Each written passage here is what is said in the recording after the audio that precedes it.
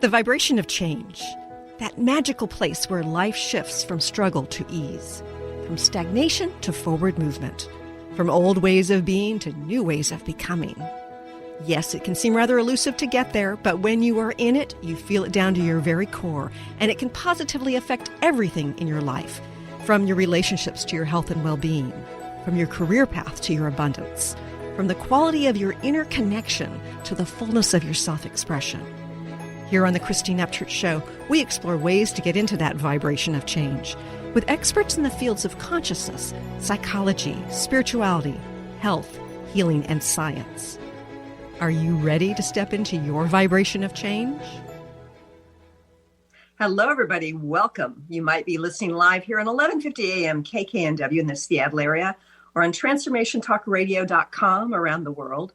Or you might be listening from anywhere around the world on Facebook Live, on Transformation Talk Radio's page, or my professional page, or after the fact on ChristineUpchurch.com or one of the dozens of podcasts it sends up. But wherever and whenever you're listening from, I think you're going to be happy you're joining us here today, because we are going to be talking about that spark within that helps each of us create a wonderful life. But before I get into that, I want to say hello to the people behind the technology. Good morning, Betty. Hi. I got the spark already. Woo! Let's do this. Okay. Let's do this. Woo-hoo! Yes. And we are entering the age of Aquarius, so there are lots of sparks flying. You know it. We are going through some transformation. And here goes my cat. I knew it wouldn't last for a long time.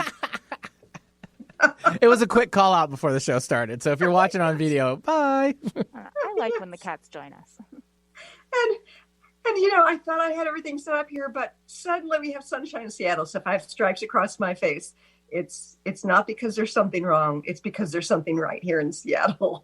And good morning, Olivia at TTR. How are you? Good morning. I'm doing well. How are you? I'm doing fine, thank you. And I'm really excited about having another show. And I realized that it's February. I am starting the 9th year. This is the 9th year of doing this show, Benny. Can you believe it? I cannot believe it. We're approaching so fast at double digits. I think you just started right after my boys were born. Wow. Right? Oh, that puts it into perspective. I know. In parenting time, it's a really long time. I know. Yeah. Oh, yeah. It's amazing. Time flies. And today we have Stephanie James with us. She was raised in Fort Collins, Colorado, and she's a psychotherapist, a dynamic public speaker, and a published author with nearly 30 years of experience in the mental health field.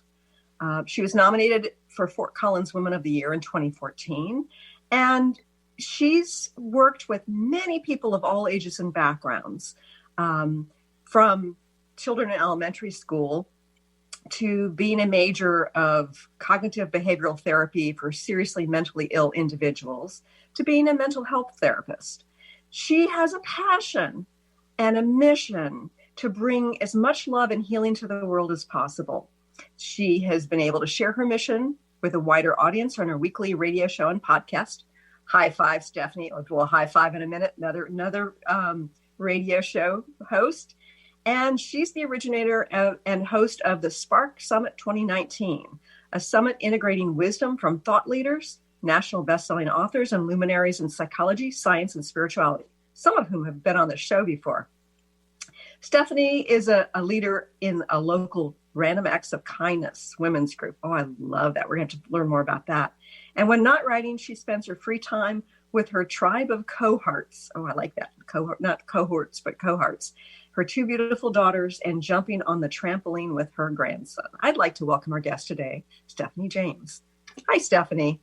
Hi, Christine. So great to be here with you today. It's nice to have you here. And I meant to show your book. It's The Spark, Igniting Your Best Life.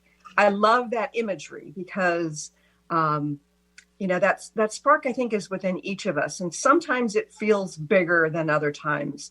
But we're going to chat today about how we can identify it within and how we can take that spark and turn it into a flame of passion and purpose.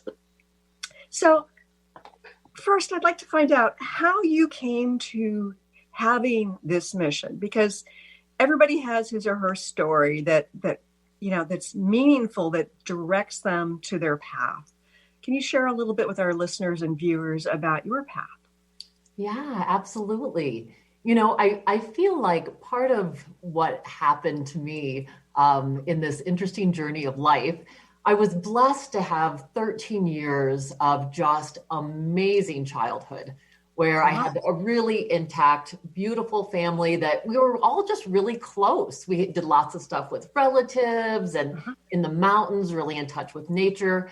So I would say I was really in touch with that essential spark that was me, that I believe is our essence from a young age. How lucky of you, because so many people have such trauma and dysfunction in the early stages. Absolutely. Absolutely. So to go from that and really being loved and nurtured and being in touch with that, when I think about being 4 years old and going to preschool academy, I remember it was in this little old house. And as I would get to the school, the kids would be waiting on the porch. And when I would walk in, would jump up and down. We'd all jump up and down together and be really excited. And I remember having that feeling of like, just loving everyone. I had no real concept of that. You didn't love everyone. So, this wonderful childhood, I was definitely a daddy's girl. I followed my dad around all the time. I was his little shadow. No matter what he was doing, if he was going to the university, he was a professor here at CSU, I would follow him. I definitely would be out doing yard work. I even would sit on the counter by a sink when he would shave, and he'd put shaving cream on my face, and I'd pretend like I was shaving too.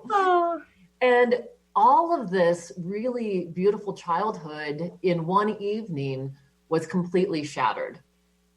At 13 years old, my brother and I awoke in the middle of the night. My brother was 10 at the time, to the sound of screeching tires going down the driveway.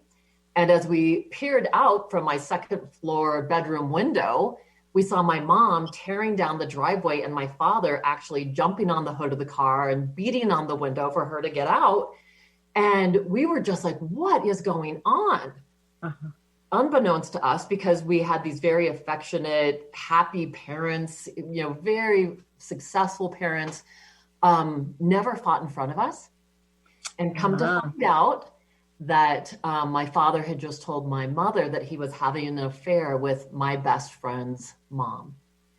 Oh my goodness. And so that idyllic childhood was in some ways probably true, but in other ways was an illusion because of the undercurrents of what was going on in your parents' lives. Yes, absolutely. And from that point, things really exploded and imploded. I mean, everything was irreversibly broken from that point on.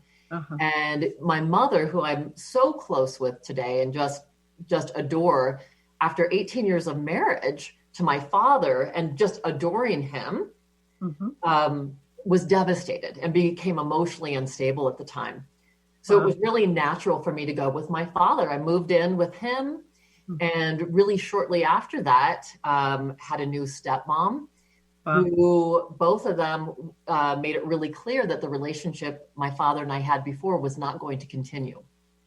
So I wasn't allowed to talk alone with my father. I wasn't allowed to spend time alone with him.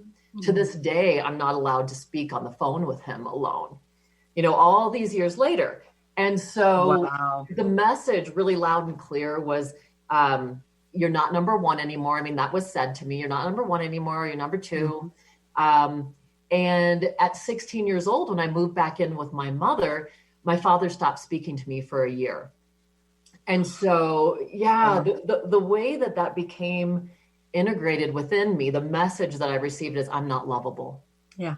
Like there must be something really wrong with me to be rejected and feel so distant from him. So, I have to tell you, I went about a decade just trying to earn love. I was like, if I just, if I can just show up perfect enough in this world, if I look good enough, if I have the right clothes and the right career and I just work really hard, then someone will really love me. And it wasn't until I was in a workshop in San Francisco. I'd gone to a healing school out there.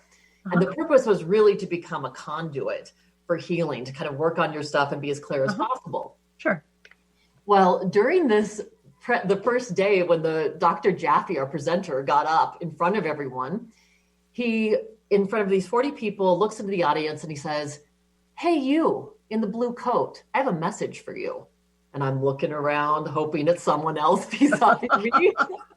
And I look down, I'm like, "Oh, I'm in the blue coat."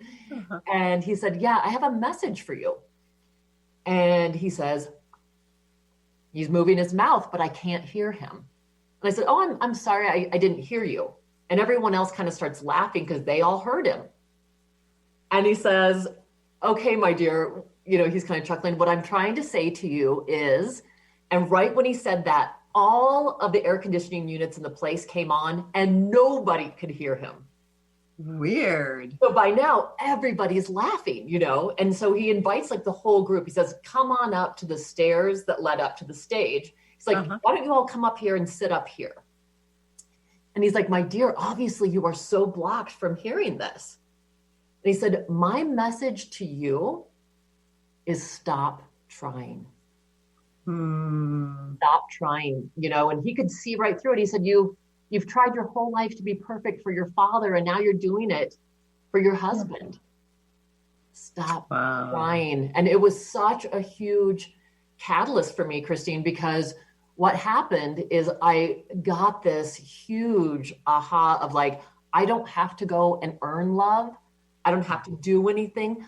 Right. I am love. It began this whole journey of actually reigniting, if you will, and excavating the spark that was always there inside of me. But, life circumstances, and for all of us, it's life circumstances, the messages that we receive, the limiting beliefs or false beliefs that we hold as true about us. Right. That had been my narrative about myself. Right. And my life transformed so much from that point on, where that really did become so essential. And it's almost been 20 years ago now. It's hard to believe. Wow. Yeah, that sounds like a very painful experience. And as you look back, do you see that it served an important purpose? Absolutely. Not that I would ever wish it on anyone. It's interesting though, because I do a lot of trauma work, but even with I'm also a transformational life coach. So even with clients that aren't experiencing trauma, I feel like when people come to the table, I have a depth of compassion, a depth of empathy that I think if I would have continued to lead that just really blessed life, I wouldn't have had that depth. Like I have been gutted. I have been raw at times of my life. And I think that then provides the space that I've been able to hold that for others. Yeah. And I think about how we can get messages through circumstances in our lives and interpret it to be that we aren't lovable or that we're not enough, And if we're in a place of wholeness, then we look at those situations and say, it's not about me, it's about them. So I think about anything that triggers us along the way, whether it's through childhood or through adulthood, it really is just illuminating something that hasn't healed. And it might be from our childhood. It might be from a past life. It might be just from putting on this human veil, so to speak, and stepping into this place where we have these limitations. We can't fully see and know that we are loved, that we are magnificent. But that's a powerful story because so many people have that kind of wounded childhood. And it's great that you can bring that to your workshop attendees and to your clients as well. So when I think about the challenges of today, we're living in the situation of a pandemic, or some would say that it's being manipulated as such, whether you view it as something that is, real and terrifying, or something that is just sort of kind of, a part of a bigger plan, however you view it, the results are the same. We have mask mandates and we have lockdowns and people are working from home. There's so, kids are more suicidal. I mean, there's all these negative results of a situation that is outside of our norm. How can this serve us to find that spark? So such a great question, because I do think, what's also interesting, if we look at the flip side of this situation, is that it's like the universe has called us all to go inward. Yes. So some of that has been because we were literally locked down and shut into our homes. And while, yes, I mean, I do, my heart just goes out, because I think this last year, 2020, brought up all of these things that needed to be healed in our world. And so a lot of that was relationships, husbands and wives and husbands and husbands and wives that, partners that all of a sudden were like, wow, we've been distracted and haven't had to deal with this. Yes. And, I do think that what it's like, it's called all of humanity at once, which is so interesting. We've never had this where it's, we can really be connected to everyone around the world because we're all going through the same thing. Right. And so this journey within becomes essential. And I think we can really use this opportunity to start doing that excavation.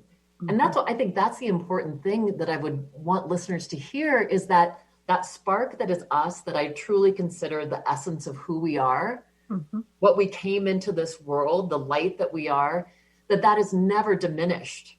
It's only covered up. The Sufis used to say, we have veils.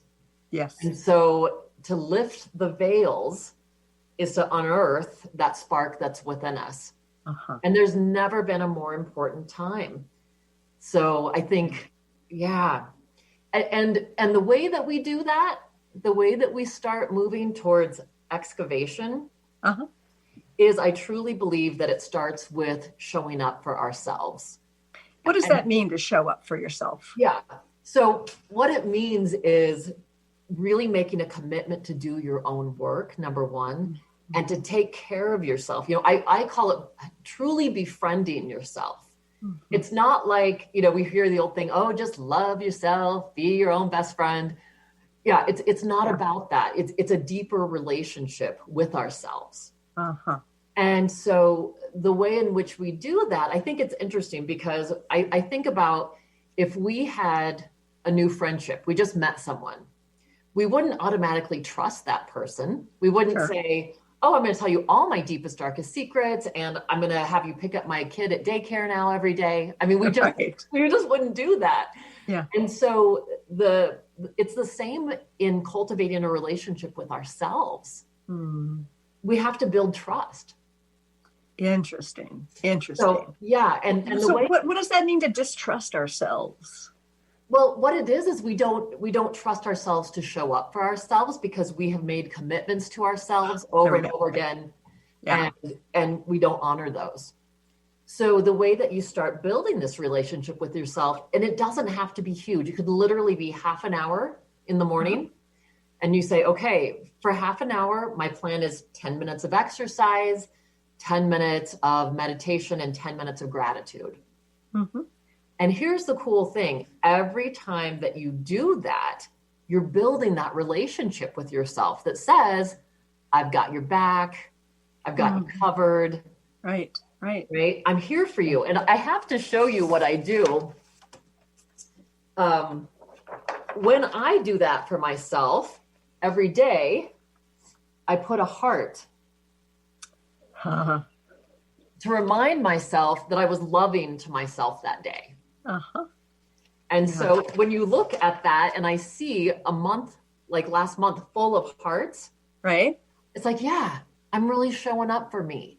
I'm taking care of me. And the amazing thing that I think is so essential here is that as we take care of ourselves, as we allow ourselves to heal, then we are bringing that healing to the world. We become a better conduit for healing. And so in the end, it's one of the least selfish things you can do. I think that there are plenty of people in the New Age movement and the consciousness movement who think that it's all about giving, right? And they aren't very open to receiving, either from somebody else or from themselves. So why is it important that we honor ourselves, that we nurture ourselves, that we make ourselves a priority in that way? I think that when we're giving from a place where we don't have that inner reserve, so many times we're giving on fumes. Yes. And so our capacity to give is so much deeper and enriched at such a level where when we're taking care of our essential self, we're giving of a different quality. I mean, you could think of it as a vibration. Right. If I'm giving, but I'm exhausted, the vibration that I'm giving from is very low. Yeah. And the vibration of what the people are receiving isn't as high too, which, as an energy healer, I'm very aware of that vibration. And so even if you don't feel resentment for having to give yet again, you said yes to whatever it was, even if you're doing it from a real heart place, but you're worn out, then what's getting received is not as high quality vibrationally. Yeah, absolutely.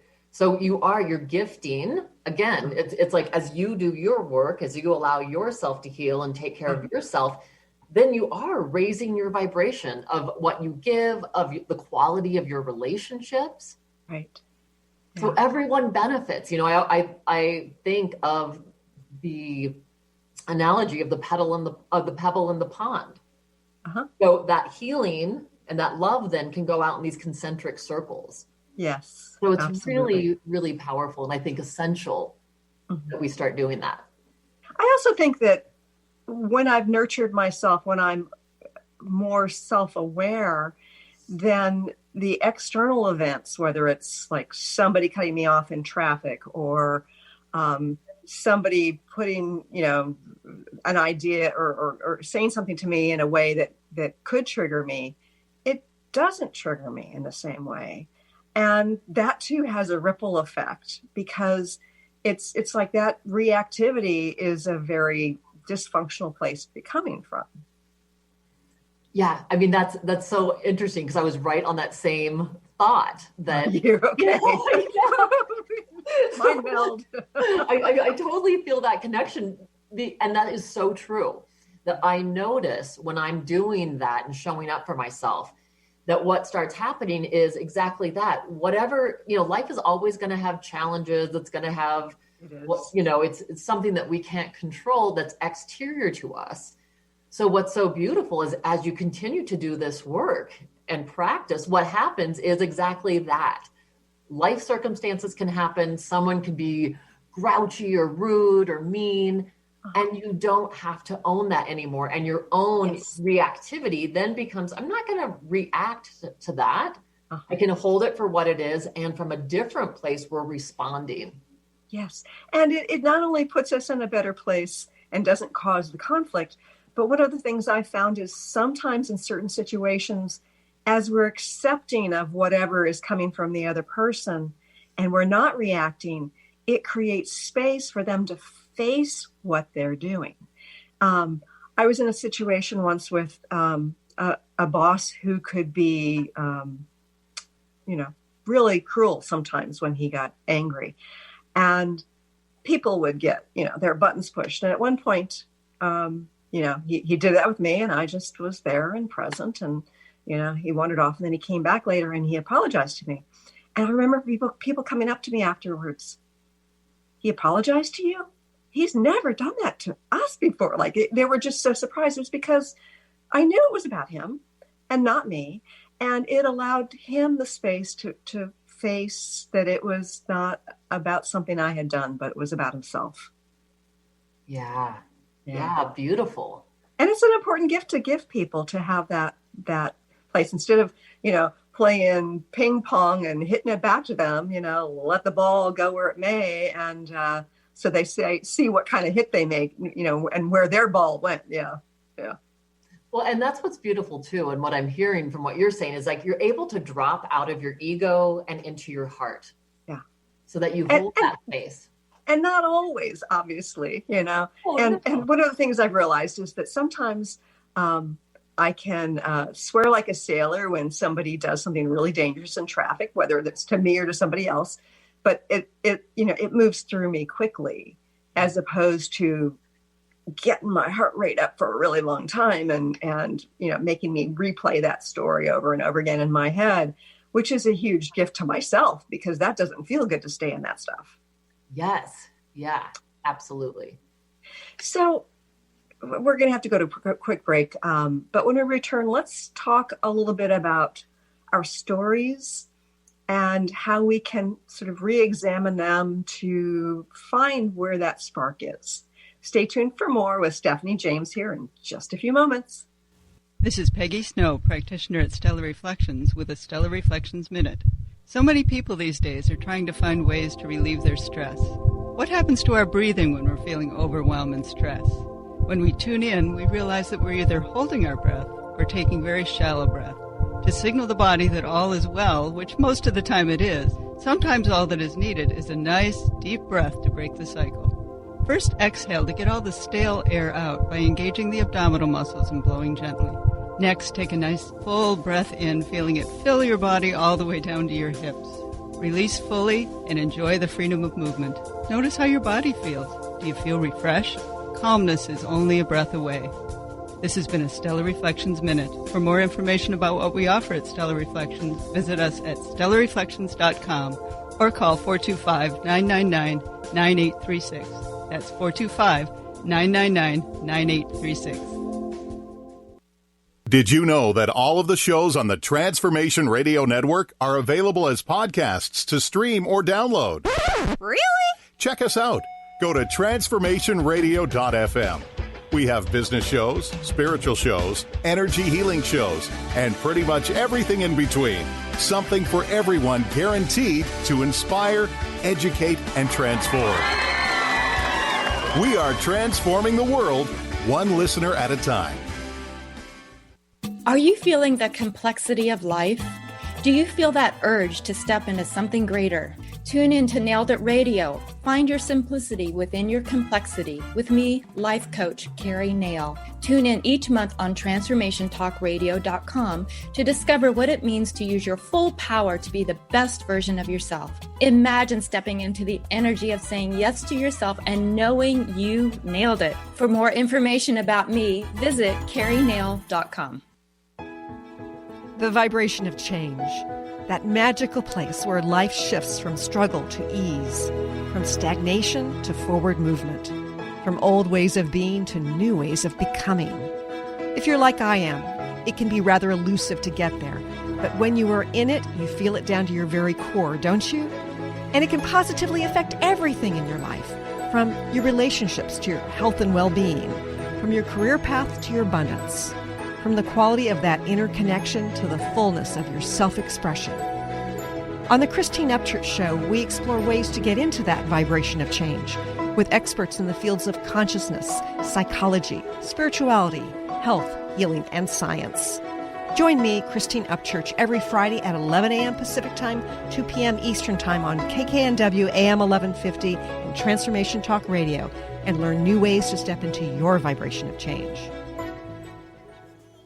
Welcome back to the Christine Upchurch Show here on KKNW AM 1150 in the Seattle area and Transformation Talk Radio around the world. I'm having a fun conversation today with Stephanie James, and she is the author of The Spark, Igniting Your Best Life. And she has a film that's about to debut, and we're going to talk about that in just a second. Stephanie, I promised before the break we were going to talk about our stories, the stories we tell ourselves. How can we explore our stories to discover where that spark is and what it is within us? I think, our stories oftentimes are false narratives. Yes. Right? Yeah. So I think it's important that we start really getting in touch first with what is our story? What is it that I find myself telling myself over and over again all day about me? Right. And then I love the question, is that a belief that I generated, or was I told something and then it became the way I saw myself? Right. As a way of kind of clearing off that lens so that we can see ourselves more clearly, or at least see, where did this come from? Uh-huh. So that is definitely with my transformational coaching clients, with my own psychotherapy clients, we really talk about where did we get our limiting beliefs from, and then really realizing them as that false narrative so we can start making room for what's more accurate and true about us. So this is an aside, but it's bringing up a question for me that I think our listeners probably want to hear. First of all, I saw that a statistic, something like 1 in 6 people went into therapy last year for the first time ever, which is fascinating. But you do both therapy and coaching. And I think that there's some people who know that they need some support in their lives. What's the difference between the two, and how would a person choose which, if one or the other or both is appropriate for them to seek? Yeah, great distinction. I think that the clients that I have, my psychotherapy clients, a lot of them are coming to me with anxiety disorders or some low-level depression. I do a lot of couples therapy. And I also I'm a trauma specialist. So I've done a lot of trauma work with people. So it's really when people are at that place in their life where they're saying, yeah, I cannot do this on my own. I'm really needing the support. And what's interesting then, and the distinction for me is my transformational coaching clients, they're not in crisis. They're not at a point where it feels like things are coming apart, at the hinges. Right. They're saying, I'm really aware that I want to make a change in my life, or I want to grow in a certain way. And I'm willing to do the work. Because as we know, there's a different price point for both of those. And it's an investment in yourself. When you're doing transformational coaching, it's like, I'm going to make the commitment to really, I'm ready for rocket fuel. I'm really ready to, like you said at the very beginning of the show, I'm going to ignite those sparks into a flame. Right. And really start living my life at a higher level so that I'm really living this, embodiment of my spirit fully ignited in this life. And from the energetic perspective, I view the difference as going within to clear out the clogs in the energetic system, so to speak. And then the coaching is more about encouraging that outward flow of the energy that touches not only the individual's life, but also the lives around them. I love that. Absolutely. Because it really is what their manifestation is or expression is in the world. Right. Exactly. And I think that so many of us have this urging within, and it's almost like an irritation when we're not following that inner urging to make a difference. And it doesn't have to be, like as a podcaster or somewhere in our career. It could just be going and working at a soup kitchen to feel like you're giving back. Or it could be about writing a blog that you feel would touch upon, something of interest for people. But I think we all want to be seen and heard and express ourselves, because this is really a fleeting life, right? And we want to make our mark. I think most people want the world to know that they were here in one way or another. Yes. And to change it. Well, and I think you bring up 2 points, I think, that are really essential. And one is we can't compare what our purpose is, what our spark is, what our passion is to anyone else's. Right. That they're not going to be the same. And I have a dear friend here in town, and he lives about a block from the homeless shelter. He doesn't make much money as a waiter. And yet everything that he possibly has, I feel like he's constantly giving to the homeless people who are walking by the front of his house. Right. Oh, that's great. Yeah. I mean, and that's really his gift. He's just got this passion and compassionate heart for helping the homeless. So whether it's a hot cup of tea that he brings down, he's constantly giving away his travel mugs, because he's giving them hot tea, or no matter what, giving a blanket, or just being kind. So that's his heart's journey. He really feels that way. And so I look to him because it's like, by other people's standards in the world, he's not a success. Right. And yet he is living this beautiful, successful life because he's really living through his heart. This gives me chills because he's not only of service in that way, in the obvious way of helping them out. But I think about somebody who's caring and compassionate like that, walking amongst them with this thought that they matter, that they're seen and they matter. I mean, that's a huge gift to give the world. Absolutely. Yeah. Absolutely. Yeah. And you know, Christine, the other piece is, I think I've got so many clients that say to me, like, when do we arrive? Like, when do we get there? You know, and as we know, the reality is we never, quote unquote, get there. Right. And I love Jacob Lieberman taught me this, that, you know, we're all the same height. So whether you know, feel like, okay, I'm really at this point in my life, I need transformational coaching, or I'm ready for therapy, or I'm coasting along just perfectly, knowing that it's okay. Like, life is going to happen. Things are going to come up, and that we're going to keep growing. As long as we're breathing, we're going to keep growing. And so it's okay to have your emotional, your human, your spiritual experience. Yes. And again, not comparing it to anyone else's. Like, all of us have gone through challenging, hard times. Absolutely. Absolutely. And in human form, we have attachments, right? I know that a lot of people think we need to transcend all attachments. And yes, attachments cause suffering, but part of the attachment package just comes with being human, right? Attachment to people, you know, our kids, our pets, our mates, our friends. And so we can't get out of here without having some attachment. From my perspective, I know that, you know, some would disagree with that. But it's challenging. And having attachment to feeling good, for instance, we're going to have pain. We're going to have illness. It's not going to be, you know, perfect in that sense.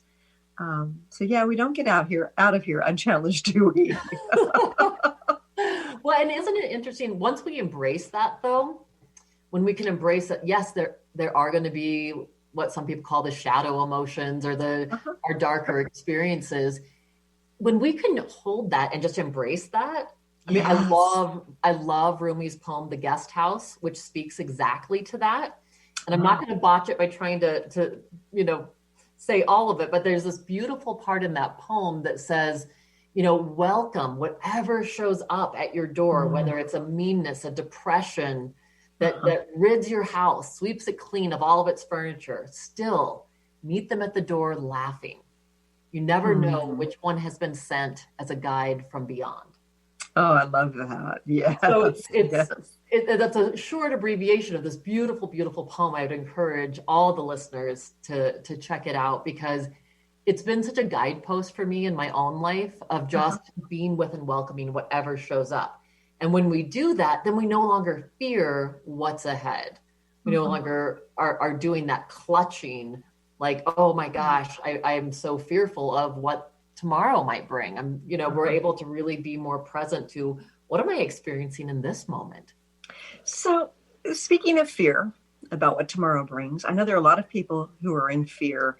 They may be in fear of illness. They may be in fear of having restrictions put upon them by the government, fear of, you know, dark agendas, fear. I mean, there's so many fears that are rampant right now. Fear of being called an idiot, an effing idiot on Twitter or something. I mean, there's just like, people have their guards up in a lot of ways right now. Do you have some tools to share with people that can help them face their fears and help to shift their fears so that they aren't so fearful? Yeah. I think, Christine, one of the important things to note is that our fears are absolutely, well, I can't say absolutely, I would say a high percentage would be more accurate, fantasy. Yes. Yeah. None of that is real. We're making it up. So it's all, when we're in anxiety, when we're in fear, you know, 9 out of 10 times it's for something that really isn't real yet. Yes. And when I joke with my clients, I'll say, you know, if you're going to fantasize, you might as well have a good one. Yes. You know, it's just as real as that. And I think what I really work on people with is reeling themselves back in, is what I say, reel yourself back into the present moment. Right. And I am such an advocate of mindfulness and meditation. Uh-huh. It has changed my life, and bringing ourselves to the present moment. Here's one of the powerful things is that our brain experiences life in pictures. Mm-hmm. So that's why we think of the future. It's not happening yet, but we're having a physiological response to it. You bet. Same is true when we're having regrets about the past. It's not happening, but we're holding up the picture of this memory in our mind. And then we have, again, this emotional physiological response. Yeah. The beautiful thing is we can create that within us in this present moment. Right. So it's really what we choose to focus our attention on.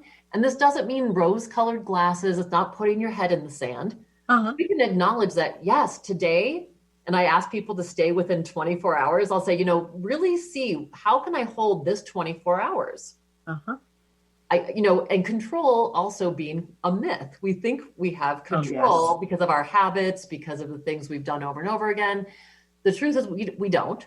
And when we can kind of let go of that piece and come back, be in this present moment, we can choose, okay, yeah, I'm aware that my chest is tight today or my throat is tight. I'm experiencing some of this fear in the present moment. Instead of ignoring it, we can breathe into it. Yes. We can really be with our body sensations. And literally, as you do that, it's so interesting. It's that mnemonic device of what we resist persists. Absolutely. Gosh darn it. Yes. It is. So what we're trying to shove down inevitably just smacks us in the face. It just comes back with even more force. So part of it is learning how to bring ourselves to the present moment through breath work, through meditation. And this isn't this huge thing. Again, it could be 10 minutes, but it breaks us out of our trance. Right. I remember many, many years ago, I was working with a therapist and I was afraid of flying. And I needed to fly across the country. And she said, just focus on the moment and breathe into it.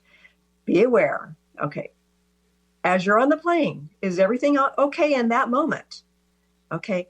Let go of that fear into the next moment. Breathe it out with the option of picking it up again in the next moment, right? And as you do that, as you focus more moment to moment, it's kind of like, oh yeah, everything's okay. Oh yeah, everything's okay, right? And then of course, ultimately I let go of that fear and I started traveling the world to teach healing. So I got over my fear, but it was that just bring it back into the moment that you're talking about that was so empowering to me, and using breath and sort of a meditative space. That's very powerful, very powerful. Before we go any further, I want to make sure that people know how they can connect with you. And I want you to share with our listeners about the movie coming out. Yeah, thank you. People can get a hold of me or find out the projects I'm into, or if they want to do coaching, it's stephaniejames.world is my website. Okay. And I just in January started an Igniting Your Best Life group that people can come into at any point, which is the second and fourth Wednesdays of the month. Okay. And we're really using the principles and guidelines from the book to do just that. Like, how do you cultivate happiness and grow a sense of grit and resiliency? How do we befriend ourselves? How do we reinvent ourselves if we feel like we're stuck? It's just already just been such a fun group, and I'm so excited if people want to join us. And that is the direct link to that. You can get it on my website, but the direct link is stephaniethespark.as.me. Okay. .as.me. What is that? I'm not familiar with that.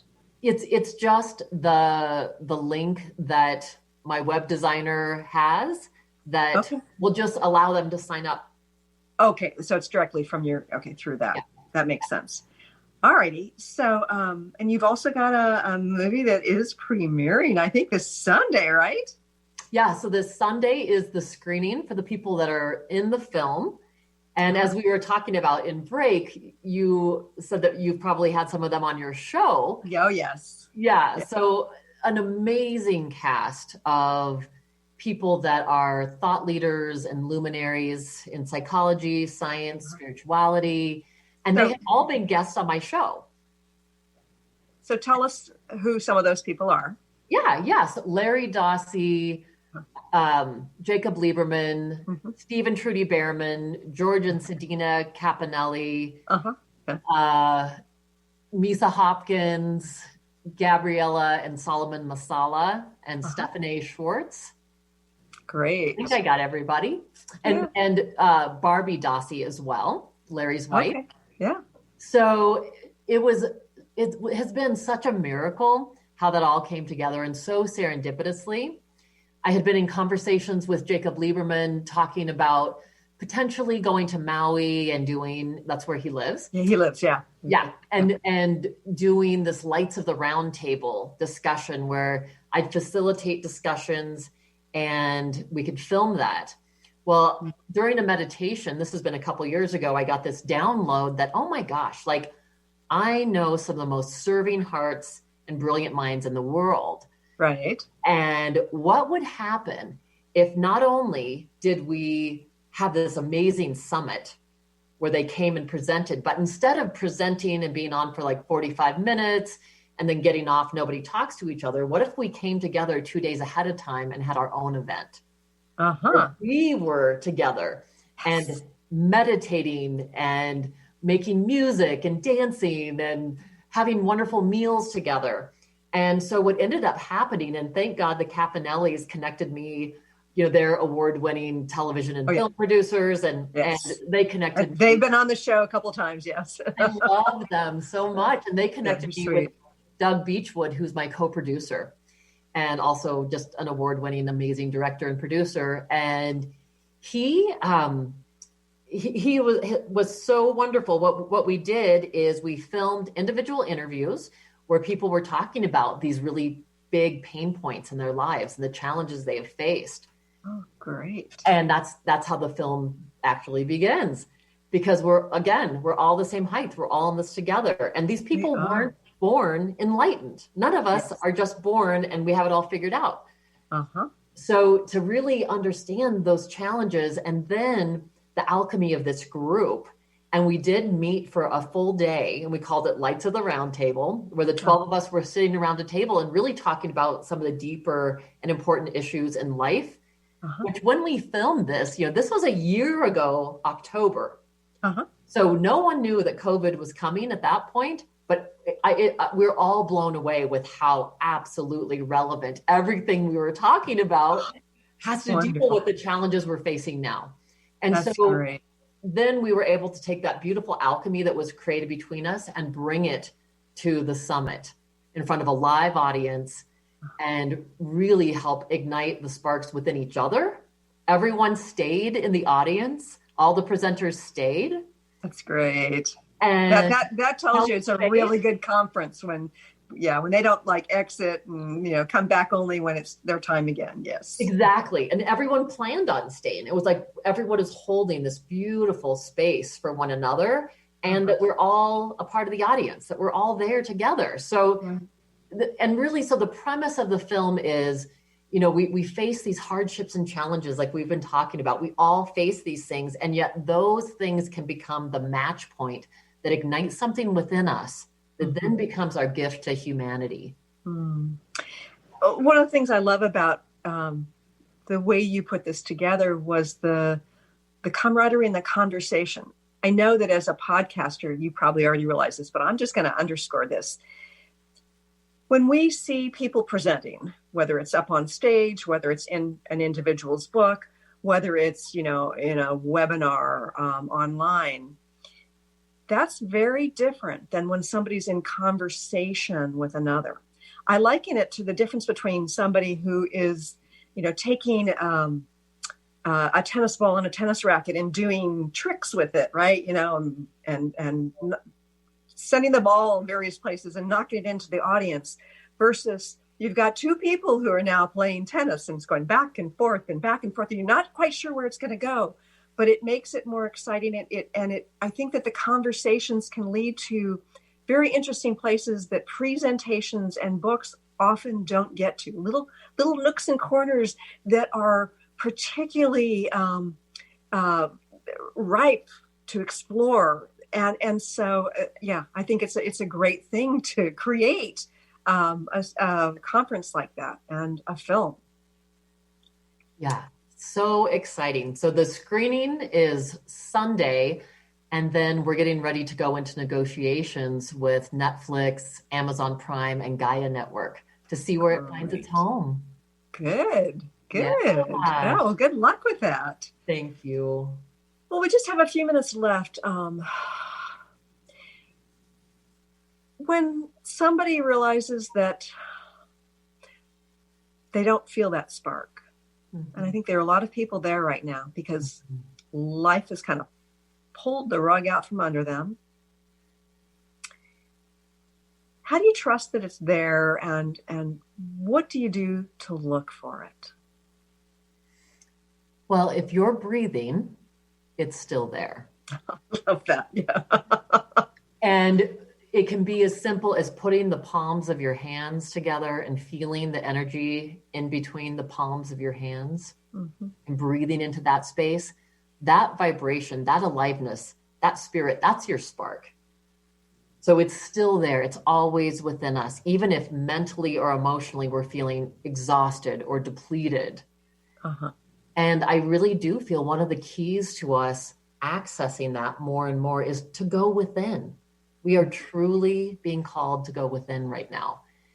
And as we sit with that part of us, and however people experience their higher power or the divine or spirit, whatever you call it, really being in touch with that divine spark that's within you. So it doesn't go away. You were born as that. It gets covered up sometimes with thoughts, life circumstances, our own definitions that we said, this false narrative. Right. And so, I would tell people just to breathe deep into that place and have that knowingness that little by little, you really can start excavating this spark. It really is you. Yeah. And as we're present with that, I think that automatically, when we allow it, we begin to see the blockages, right?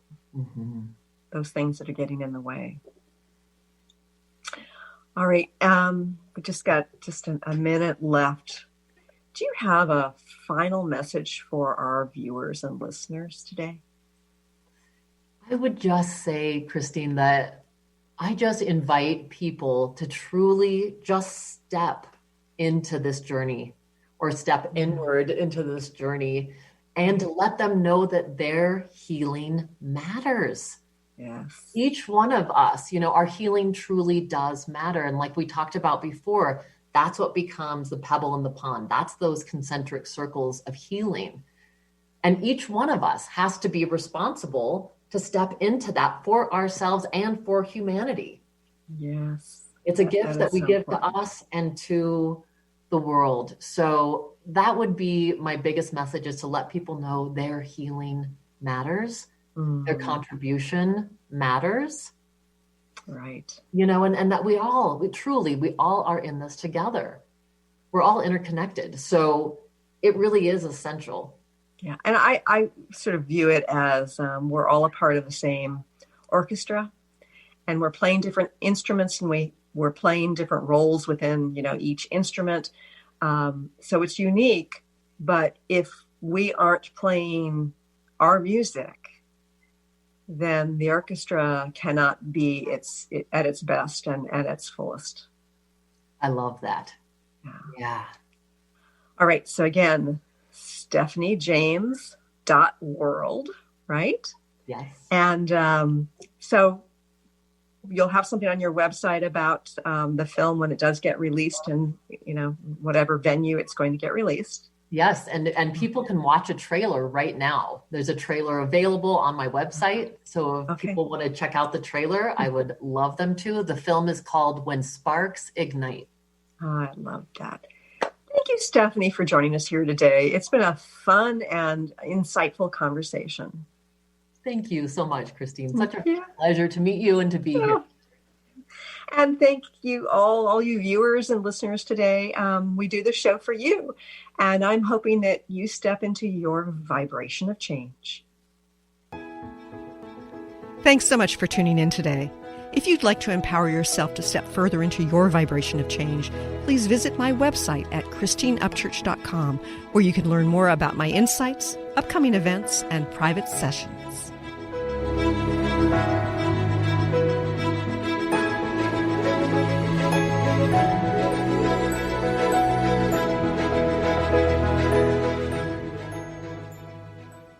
Views expressed on this program are those of the host, guests, and callers, and do not necessarily reflect the views of the station, its management, or advertisers. You're listening to Transformation Talk Radio.